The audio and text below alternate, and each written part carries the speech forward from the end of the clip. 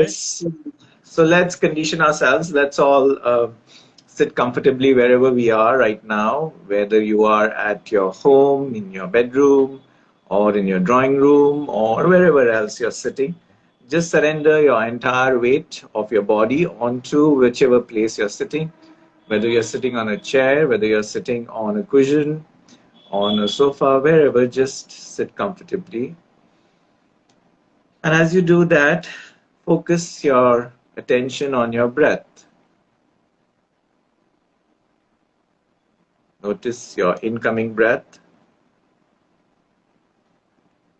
and notice your outgoing breath.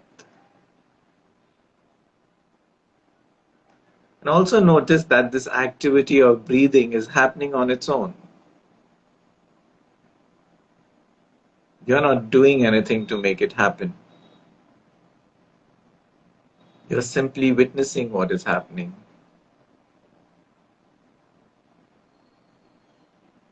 It's an effortless witnessing. You don't have to make effort, you don't have to focus, you don't have to concentrate. Just allow the witnessing to happen.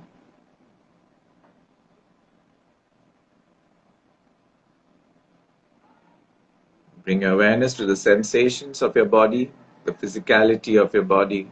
Just notice your body.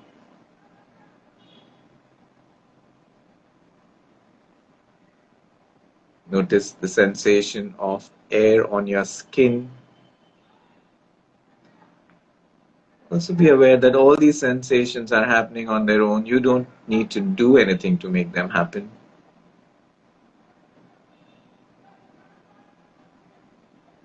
Just relax into the noticing. Finally, notice any sounds around you, anything, maybe the fan, maybe some noise, anything that is comes to your awareness. Become aware that you're just registering this on its own. You are not making the sound or the listening happening.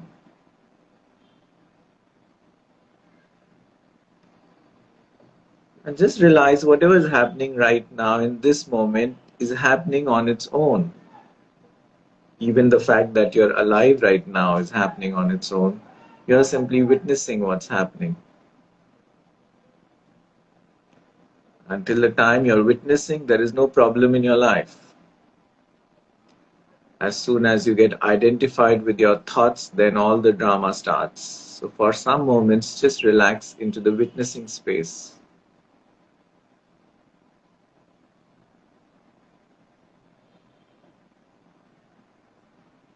Just be in this moment without any doing, without any thinking, without any wanting, without the desire to protect, to promote, to argue, to convince, to influence. Just relax into your being.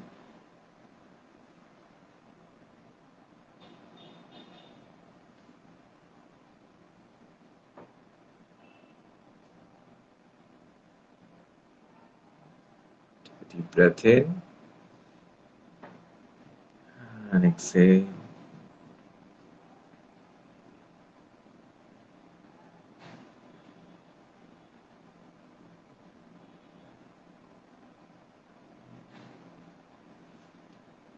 Gently rub your palms and cup your eyes.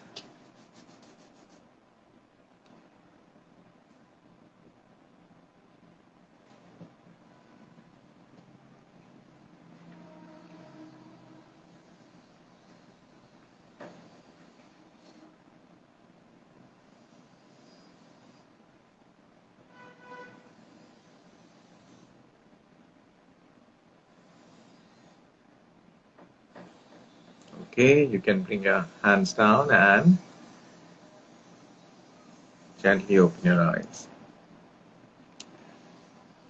Oh, How was that, Jose?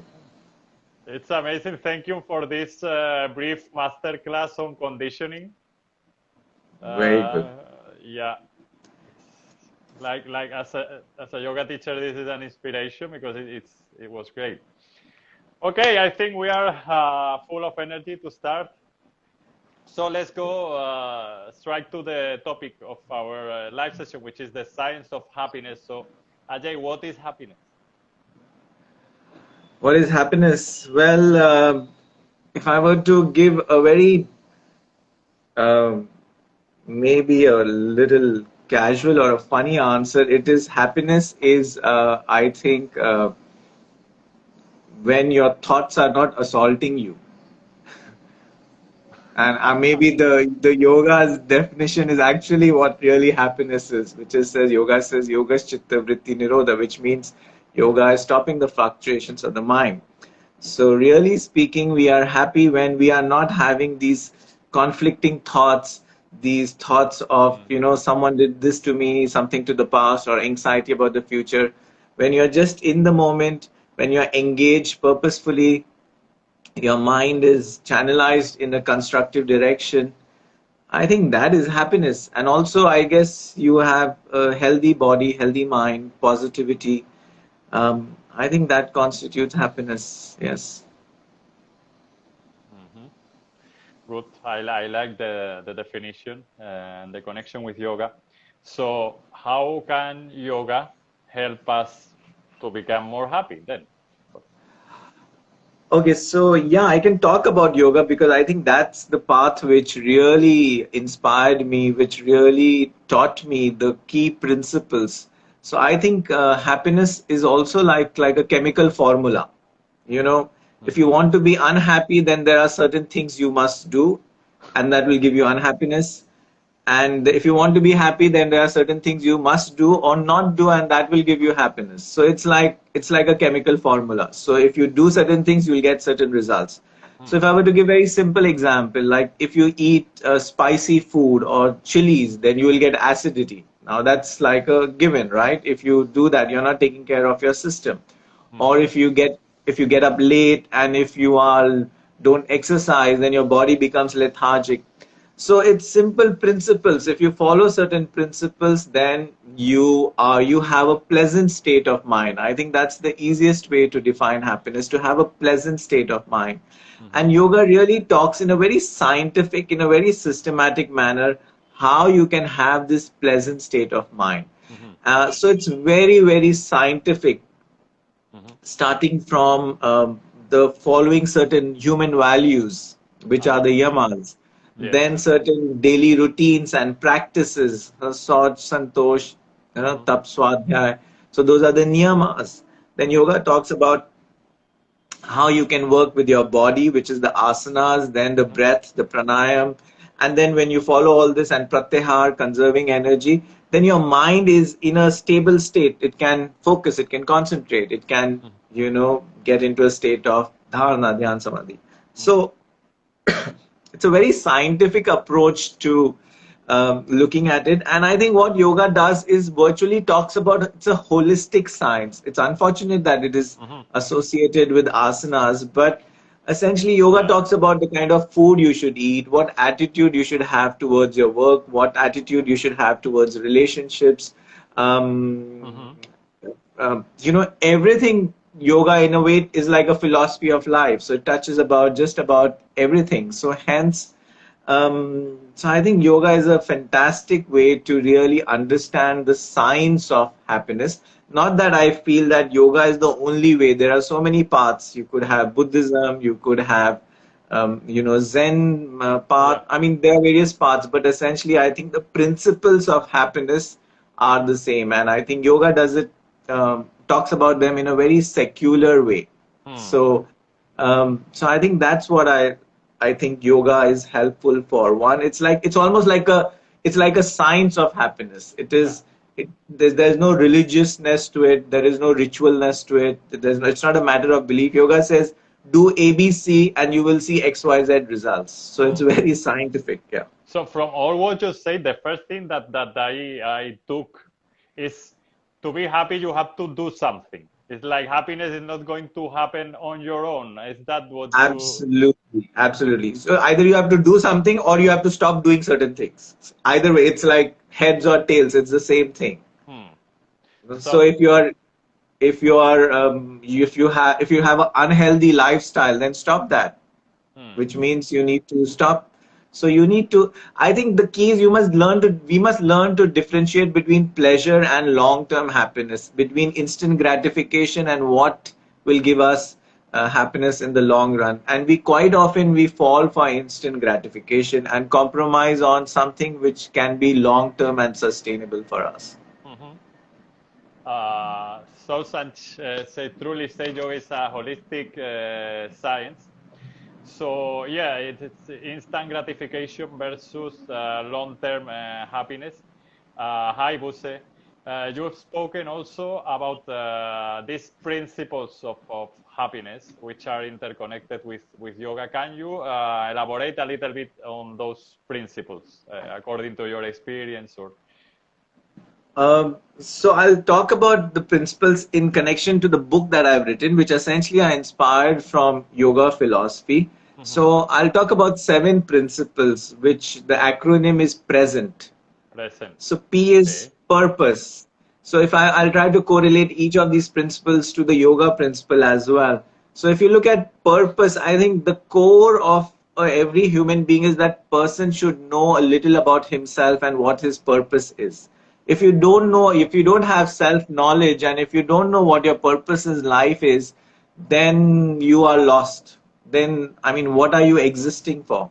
And when I talk about purpose from a yoga perspective, the term is swadharma, which Mm-hmm. means what are you meant to do over here? Like the sun is meant to shine, the trees give fruits and flowers and things like that. So what are you? What's your natural self expression? I think that's the first principle, which I think is the most important.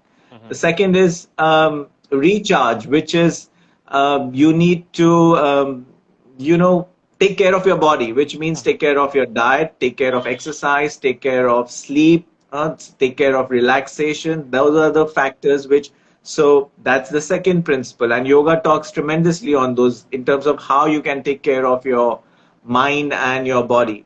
The Mm-hmm. third is you must eliminate all your bad habits which give you instant gratification, all your addictions, all your obsessions, where the concept of pratyahar, conserve your energy.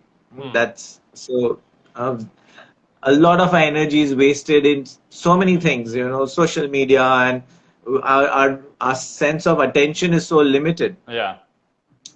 Then you have PRE, and then you have serve. Serve means the spirit of karma yoga. So Yes. do things not because you're going to get something out of it, but do it just because it's something important for you, or like doing your duty. Mm. The concept of karma yoga is really Yeah. important. Then Yes. comes express.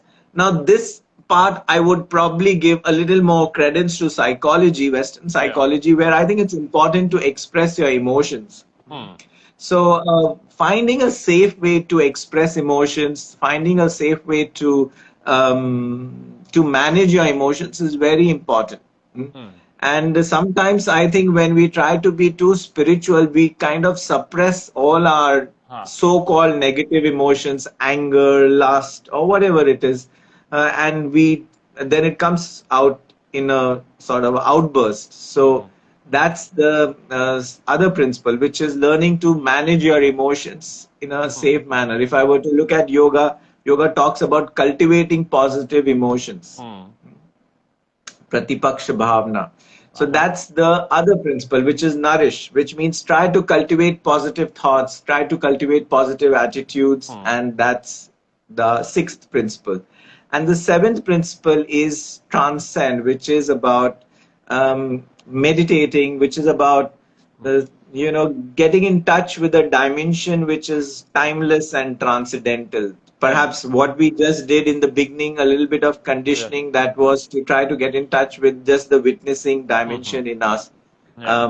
So we must take some time out to go into that state of mindfulness meditation. The, So I think these are some of the principles which come from the yoga philosophy. I've just sort of put them in a very simple way of yeah. like an acronym. Yeah. Yeah. So from that, I would make you two questions. We spoke about purpose, which is the first principle, which is very important because it goes in the way of long-term happiness, right? Good. Yeah. What would you say to, as a yoga teacher, as a psychologist, what would you say to those people that say, okay, I'm anxious, I'm feeling anxious, and I'm trying to find my purpose, but I cannot find my purpose, and I'm lost, and I'm feeling bad about that because I feel purposeless. So that's also there. Yeah. Like some people, they say, oh, I am supposed to So, find this purpose. Yes. sure. So, so the first thing I will tell them is that it's a gradual unfoldment. It is not Mm-hmm. something I can give you an answer and then you will find your purpose. It happens gradually. The thing is that our society, our culture, our education system is not interested in the individual at all. We are just interested in creating um, a productive workforce for the economy. So your school, your teachers, no one was interested in what gave Jose happiness and joy. You had a curriculum. You had to study maths, geography. You had to Yeah. get good marks, and then you had to do better than other people to get self worth. Yeah. So that is how our system is. So we lose touch with what gives me joy. Mm-hmm. Really speaking, your purpose should be what gives you maximum joy, right? Mm-hmm. But we end up doing like you end up doing engineering. I ended up doing chartered accountancy, even though neither of that really gives us joy. So I think it is a gradual process. It's like you have to undertake a journey to find. I will quote this a very famous person. His name is Joseph Campbell. Mm-hmm. He's a comparative mythologist, and he used to often Yeah. say, "Follow your bliss." So go in the direction of something which gives you joy and meaning, Mm-hmm. and gradually move more and more in that direction, and hopefully the universe will open up doors and opportunities for you which were not there. But if you're too scared to take risk in life and you want to be in a cocoon, Yeah. then you will live a secure life, but it will be a very meaningless life, Mm. unfortunately. Mm. So I would say at least make a list of things that give you joy and start doing a little bit of that. And maybe over a period of time that may give you a sense of purpose. So it's not something that will happen overnight. Like if I were to give my example, I started off being an accountant. Then I thought I want to be a corporate trainer because I love this whole element of personal growth and Yes. teaching. And then I realized corporate training is like it didn't fulfill me. It was all like scripted. There was no depth in it. Mm-hmm. So then I got into something called organization development, and then again I was disenchanted. Then by God's grace I came to yoga, and then by God's grace I started doing workshops and things, and then now I feel like I'm just being myself. Honestly, I'm not being a yoga teacher or a psychologist or a life coach or a mindfulness teacher. These are just labels people put, and they have their practical use, but I'm just being myself. I mean, what I talk, what I teach is something I try to practice in my own life. So I think it's a journey, but like the Chinese say, the journey of 1,000 steps begins with the first step. So let's Uh-huh. all at least take one step in the direction of something that gives us joy and meaning. Hmm. Well said. So yeah, it's like start walking towards there and trying and Correct. getting out Yeah, of the yeah. comfort zone and And gradually have reaching there. exactly, and have faith that the universe will provide for you, and have that. I think one must really try to cultivate tremendous faith in the universe that no matter what's happening in my life, it's perfectly fine. This is what's meant to happen right now. Hmm. And it's like if you get injured, then the universe has a medicine also. It's both.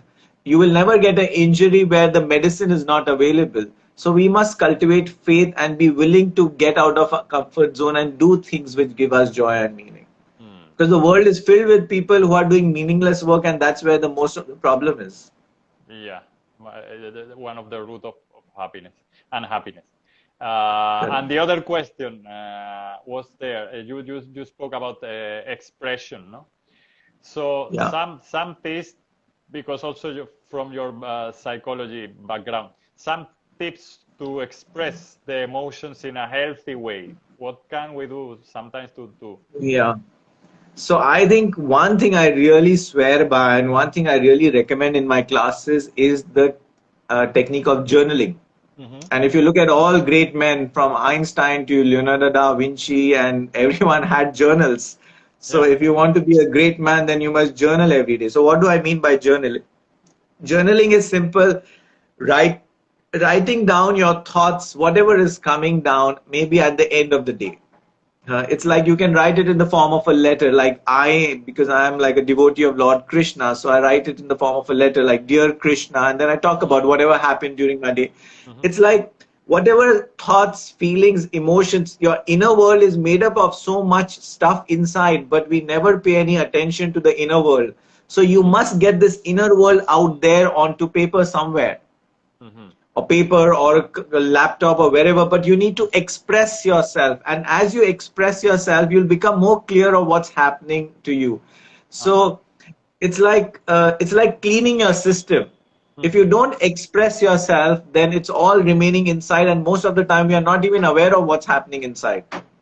It's yeah like we may not even be aware that we are feeling sad. We may not even be aware that we are hurt. Only when you take time to reflect and express yourself, then you will become aware. So I think journaling is a great way, an easy way to express your emotions, feelings, and thoughts. But if there is a deep traumatic incident, then I would recommend go to a therapist or a counselor to overcome that. Sometimes you need to talk to a person who's a trained person for that. of course But other than journaling, of course, there are other modes of expression. You can paint, you can use music, yeah dance, you can use whatever form. It's like a catharsis. You must yeah get stuff out of your system. Don't keep it blocked and choked inside. It's hmm not, it's psychos, all your 80% of your illness is psychosomatic because hmm emotions are not getting expressed. hmm yeah true. Okay, we are in the middle of our live session. The time is flying. Is there any question we can take it? Otherwise, we keep with the questions that we have. Anybody from the audience wants to ask anything before continuing? Yeah, it would be nice to have some questions from the audience so that it becomes a little Yeah. interactive. Yeah. In the meantime, you spoke also about relationship with yoga and happiness. You spoke about yamas and niyamas. Uh, could you elaborate a little bit in one of my favorites niyams? I think very powerful, which is santosha. Yeah. So talk a little about santosha, which is contentment Yeah, in relationship with happiness. in relationship with. So well, santosha I think is the value of learning to be content, and I think when we get in touch with a dimension in us which we feel that we are complete as we are. Most of the time we are trying to get something to feel content. We want something to feel content. We feel that if this happens when I get married, I will feel content and happy. Then you get married and then you feel why I got married. So so so basically we are constantly postponing our happiness and contentment. So Mhm. so I think one of the practical ways where I practice contentment, no matter whatever is happening in my life, is learning to sit in meditation for some time during the day. Mhm. Mhm. So, it's just like you must learn to practice to switch off from your thinking mind all the time and get into a space of just being. And I think Mhm. that is a great practice for contentment, which is Mhm. just being with whatever is happening right now. Because our discontent is only because of what happened in the past or what is likely to happen in the future. So Yeah. that's one way, and the other way, of course, you can practice contentment is to to journal positive things. Look at the things, good things that are happening in your life. Be grateful for them. The fact that you are alive right now, the fact that you have a roof over your head, the fact that you never went hungry, the fact that you are healthy. Mhm. So many people don't have those, things. So I think just be acknowledging all that is good in our life is also one way of uh, highlighting, Hmm. feeling a sense of gratitude and contentment. Okay, true. Thank. We have some question, by the way, Ajay. Sagar Okay, was that's good. asking how to practice happiness in our daily routine. How to practice? So I would say have a daily routine, have a daily healthy routine, and happiness will become a byproduct. Hmm. Okay. Yes. So it's like chicken and the egg story. You know, you can't practice happiness. Happiness will happen. It's like a bird which will come on your shoulder and sing its song. If you follow the principles, so follow the principles, follow a healthy lifestyle, a healthy routine, have purpose in life, and then you will notice that most of the time I'm happy, I'm joyous, I'm engaged, it's like when there is no suffering, then you will realize that there is a sense of happiness and contentment in life. Yeah. Hmm. Also, another question: how to train the mind to be in the present moment? How to train the mind to be in the present moment? Yeah. So the first is, I would say, meditate. Definitely develop a practice of meditation every day. I have over the years developed a practice that at least for 2 hours I sit and do either some kind of chanting Oh. or some kind of mindfulness practice. So it is like the mind is like, it needs to be trained. So you need to train it through some kind of a spiritual practice every day. So at least if you're a beginner, I would say at least sit for 15 minutes, sit still and watch your mind. Hmm. And then your mind will have so many thoughts. It's fine, let it have thoughts, but you sit still and watch your mind. You keep your body steady. Do some chanting. I think that is a great way. So uh, incorporate maybe whatever mantra you feel, maybe depending on your religious beliefs, maybe whichever god you believe in, or it could be just om chanting. But chanting helps to enhance your vibrational energies, so that's good.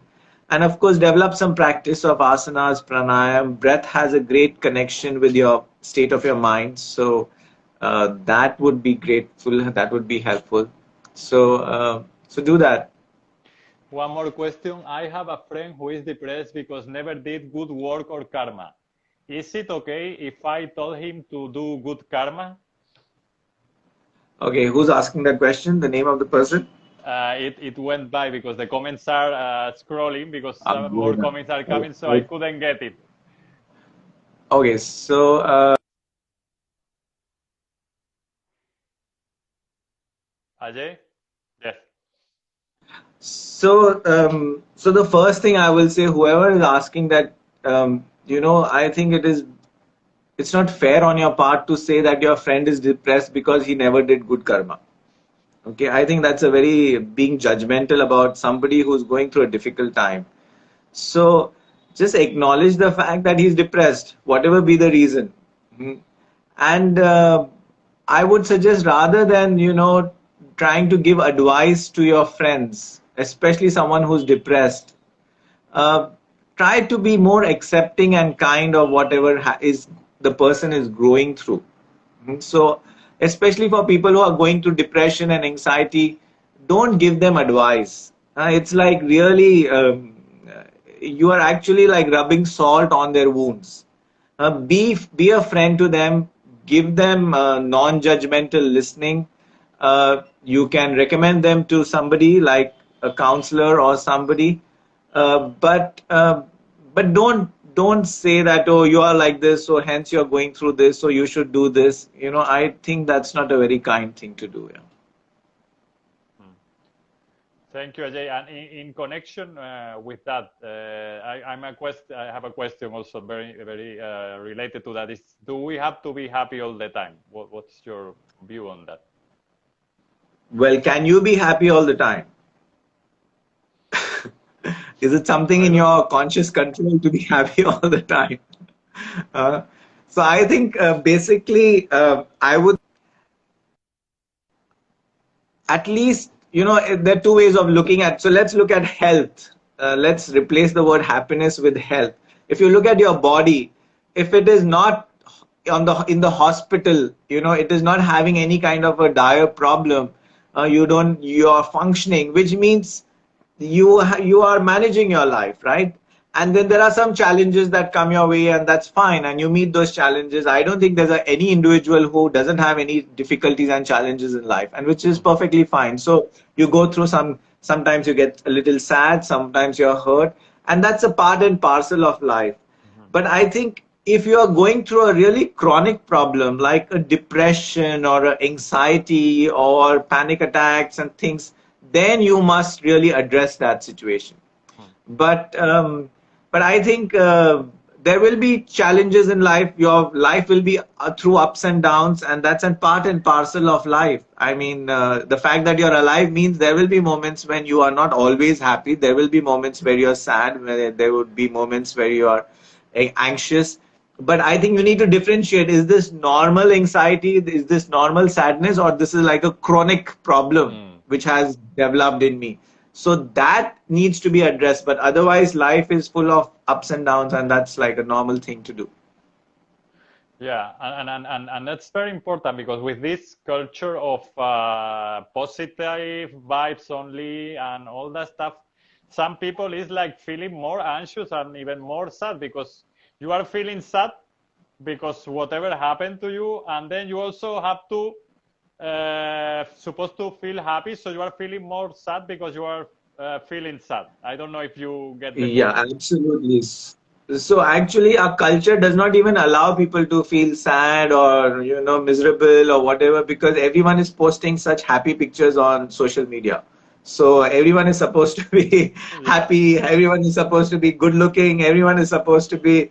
Um, if you're sad, you're sad. Be with the sadness for some time. Don't make a lifestyle out of sadness, Hmm. but give yourself that space to experience your difficult emotions and then move on. It's like keep walking. Don't stay with one emotion. Just keep moving on. And if you really are growing through some kind of a difficulty, some kind of a trauma, some kind of something really, really bad happened with you in terms of maybe a relationship breakup, betrayal of trust, somebody spoke or did something really bad, then I would suggest maybe talk to somebody. Maybe you can speak to a therapist or a counselor, get stuff out of your system, but take responsibility for your emotions. Don't just be with that for a long period of time. Hmm. Okay. More questions. Yeah. People that suffer from trauma in the childhood, and maybe they are unable to overcome it. How can yoga help them? Well, so I mean, I am personally have experienced. I would Hmm. probably say that you need two factors in your life. One is the father's energy, and other is the mother's energy. Yeah. So the Hmm. mother's energy, where I would probably say give it call that counseling or psychology, which means you need to share whatever happened in your childhood, experience the pain, experience the hurt, maybe talk to a counselor, talk to a therapist, maybe do some kind of a healing process. There are so many healing processes. So that's one part of your healing journey. The other part of the process is where you need to bring your father's energy, which means you need to discipline yourself. Maybe you have dysfunctional patterns of behavior. Maybe to deal with trauma, you got into addiction. Maybe to deal with trauma, you numbed your feelings. Maybe to deal with trauma, but you need to find the willpower to come out of it. So both are needed. One is that sense of being kind to yourself, being compassionate to yourself, expressing your hurt, expressing your pain. That's one part of it. The other part of it is exercising your willpower, which is where I think yoga comes in, which is the yams, the niyams, having a disciplined life, having a routine. So I think they both go hand in hand over a period of time. So some people are too hard on themselves. I would say don't do that. And some people are too easy with themselves, just constantly looking at self exploration but not really doing anything constructive. So both are equally needed. Yeah. in the end, it's balance.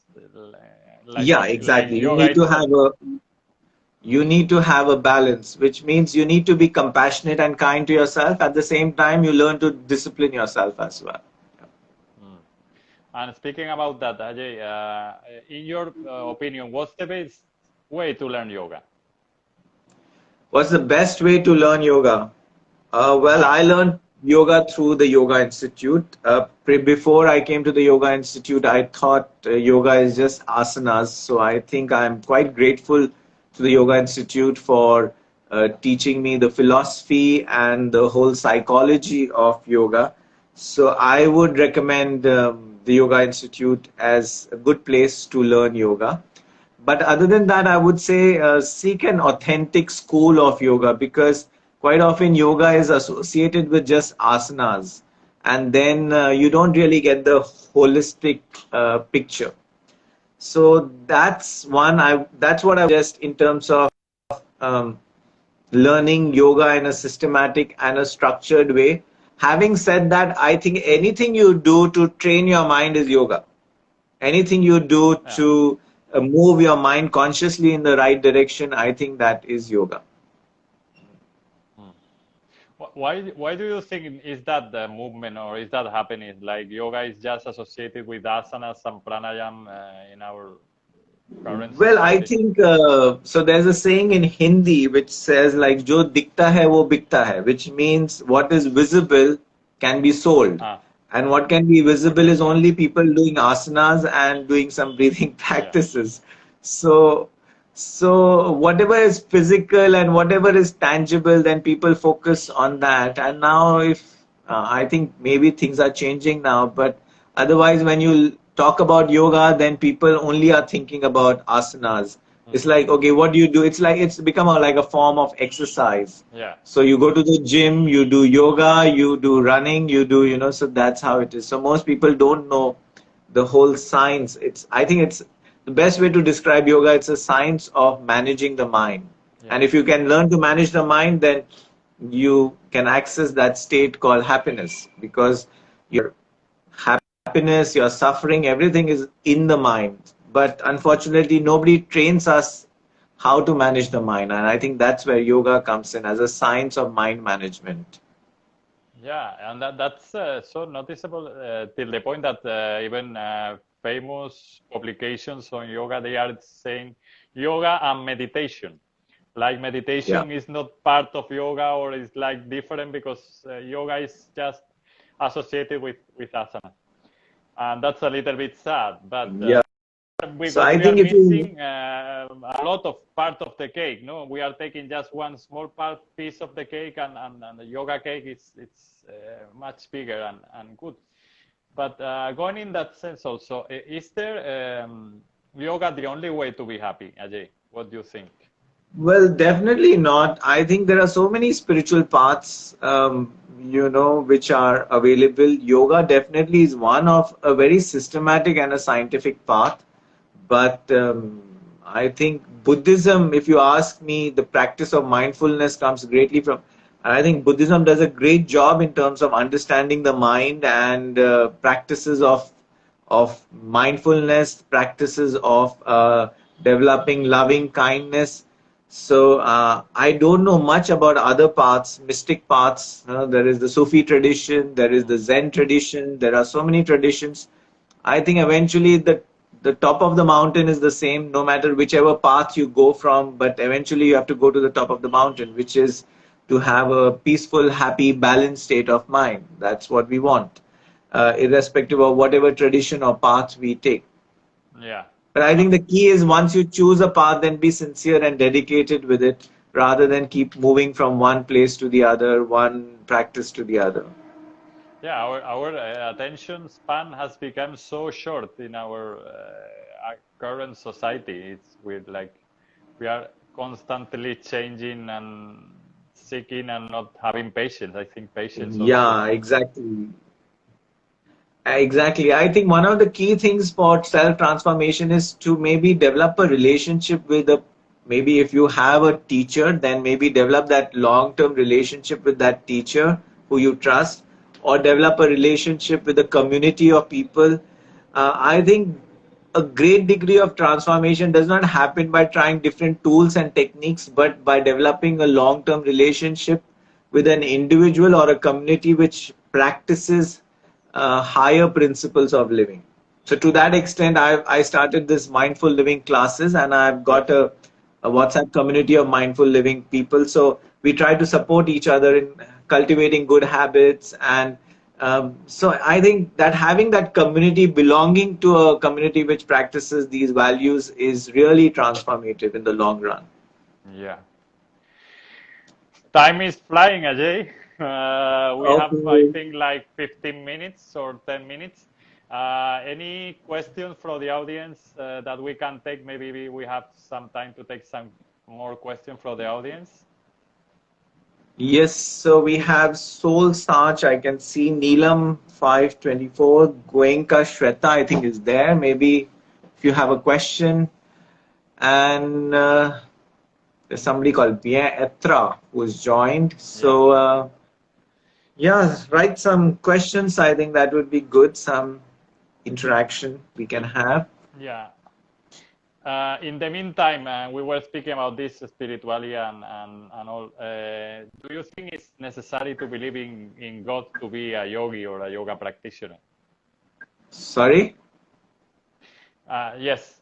Do you think it's necessary to believe in God to Is be necessary? a yogi or a yoga practitioner? Yes. Okay, that's a good question. So let me ask, let me start by asking you, do you believe in God? Myself, yes, I think something is there actually. Yeah. So how do you connect to God, or in your view, do you have an image of God? What is your way of connecting to that energy or whatever? Well, I think it's sometimes it's easier when you have some images or something. For example, in my Yeah, case, I'm a Christian and I have a rosary from my village grandmother, and that helps me. But I think yeah, it's yeah, in my level, it's easier when you have something, some physicality that you can go to. But correct, correct. Yeah. So yeah, I think so. Yoga. If I were to look at yoga, yoga makes believe in God optional. It says it's good to believe in God. Uh, it mhm, will help to address your anxiety, to cultivate faith, but it's saying it's not like a necessity that you must believe in God. You can as well stop the fluctuations of your mind through purely by practice of abhyas and vairagya. Personally, I think if you ask me, given my own experience, I think believe in having faith in a higher reality is extraordinarily helpful for managing your mind. mhm, Because at the end of the day, when your mind goes for a toss, then what do you do? Where do you go? You will either go to a counselor, you go to a therapist, but it's good to have faith. Now, you may call it faith in the universe, you may call it faith in a higher energy, you may call it faith in Christ or Allah or Krishna. It doesn't matter what name and form you give it, but it's good to have faith, because there will be many instances in life when you are put off track, when you are anxious, when you are insecure, when you are scared. Then those, and then it's good to have a practice to connect, to practice your faith. Like mhm. chanting could be one way, maybe prayers could be another way, maybe visiting a place of worship could be another way. So whatever way you want to practice your faith, it's good. But if you ask me personally, between having not having faith in any higher reality and as opposed to having faith in a higher reality, I would recommend have faith in a higher reality. It's good for you. Yeah. Okay. But I would not recommend that you must follow ABC, XYZ, or you do whatever. You find whatever you have faith in, and you find your own way to relate and connect to that higher reality. Yeah.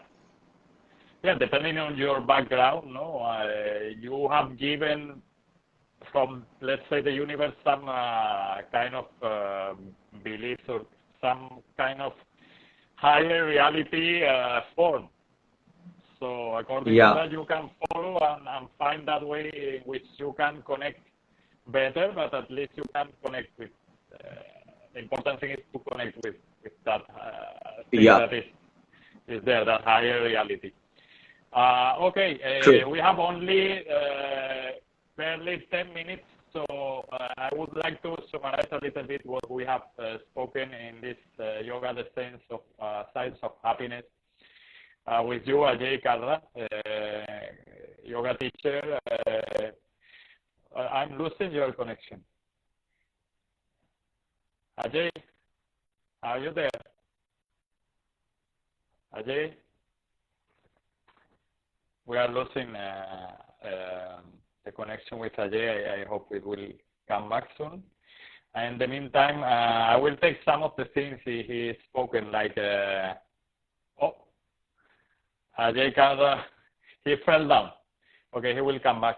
I was saying that some of the things that I would take from Ajay is like happiness has to be seeked actively. You have to do something to get happiness. He spoke about the principles of happiness, starting for purpose, and also speaking about how important it is to express emotions. We have gone through how yoga can help us to manage the mind and a little bit reduce the fluctuations of mind, and also how we don't need to be happy all the time. Like, it's normal to feel sad with this culture of positive vibes only. Sometimes it's not helping. Sometimes we have to be with our emotions and learn to manage them. And of course, if it becomes something which is extending over time, then we have to seek professional help. And I think that's it. And let me check, because I don't know if Ajay is coming back or ah, yes, he's coming back. Waiting for him to join. I would like to close the session. Yes, welcome back. Okay, so I'm back. I, Yeah. I, I was just, while you were coming back, I was just doing a quick summary of the topics or the points Whatever we discussed. you have shared. Yeah, yeah. So I give you the time to do some closing, like the most important, or if we would go to just take one thing from all this live session regarding happiness, what would be the thing to start practicing, like from now, to be happier? I know it's difficult because there Mm. are many things to follow, but at least once, the basic one to start with. The basic one to start with. Yeah, or basic So three. if I were to talk about so if I were to talk about the one thing which can really give you long-term happiness is to find what gives you joy and meaning in life, because that becomes your anchor in life more than anything else. Mhm. If you can find that, and if you can devote your life to something that gives you joy and meaning, like for me, I found teaching these principles of higher living give me meaning. So my whole life is centered around this. Um, so I think that is the most important thing for your happiness, and it gives you a direction in life. All these things are good, like have a healthy routine, healthy diet, sleeping on time, and doing asanas. But your mind should go in line with your biology, which means your biology is like somebody's biology is to be a mountain climber, somebody's biology is to be a yoga teacher, somebody's biology is to be an author. You need to ask your biology, what is it that it wants to do? And I think that is really the most important thing for long term sustainable happiness. Definitely. So Ajay, thank you so much. We are going to close here. I hope to see you soon in some another live interesting topics, Sure. interesting talk. And Thank, thank you so much to the audience, Ajay, and see you soon. Namaste. Thank you. Namaste, Jose. Thank you for hosting this. And I almost heard when you said see you on another life, I thought, but you meant live, right? Yeah, live session. No, in another We'll meet life, in another life and also another maybe in life. another life also. Who knows? But I hope it is a little bit earlier, or I hope we live Oh, longer. sure, sure. Okay. So Thank take you. care and thanks for organizing this. Thank you so much. Thanks to Good you, night and Ajay. goodbye and God bless you and all of you. Good Night. evening. Bye. Thank you. Bye.